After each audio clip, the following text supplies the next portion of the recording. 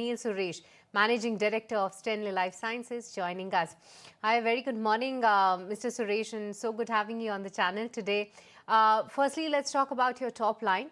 The revenue growth was modest in Q2, but the margins have expanded sharply. What led to this? And is this jump in the margins that is above 20% level, is that sustainable? Yes, I think what we have done post our IPO is we have done some major plumbing changes inside the system, and that is what is showing us in good light now. We look at our gross margins have improved a lot better. Our EBITDA has grown significantly. Also, our PAT levels have increased. While the markets were kind of sluggish, I think now entering H2, we feel more positive.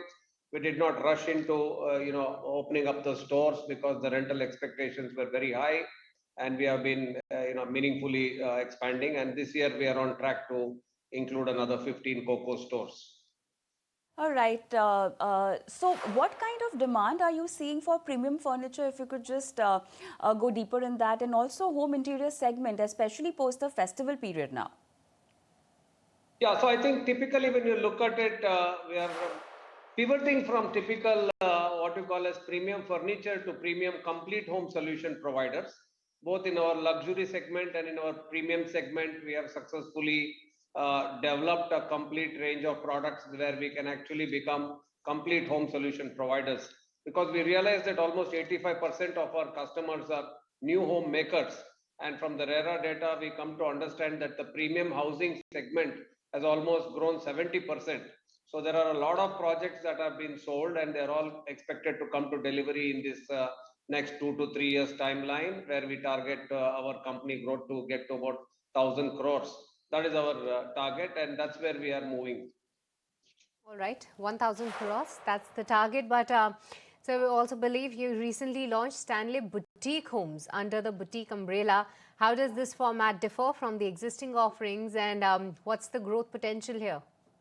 Exactly. So after our Stanley Level Next, which is positioned in the luxury market, which we started about almost 3 years ago, moving from loose furniture to complete home solutions, we now have expanded Stanley Boutique, our traditional brand, also to go into complete home solutions. So the first store has been piloted. It's very encouraging. We already started making profits within the first 4 months of the store launch. It's going through a proof of concept. We are going to expand and change some of the old Stanley boutiques into Stanley Boutique Homes. So that is where we are at this point in time. All right.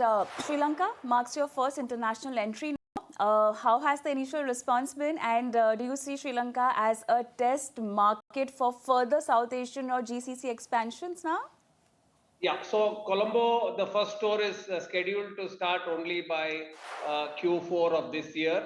We have already signed up with a large group, again a listed entity. So we are going to start our foray into the Sri Lankan market. Our intention is to open another store perhaps in Jakarta. So once we have a presence in 3 nations, we get permission to go to the Middle East market. Hopefully, we want to get into the Middle East market within the next 12 to 24 months. That is our progress in terms of going to international market.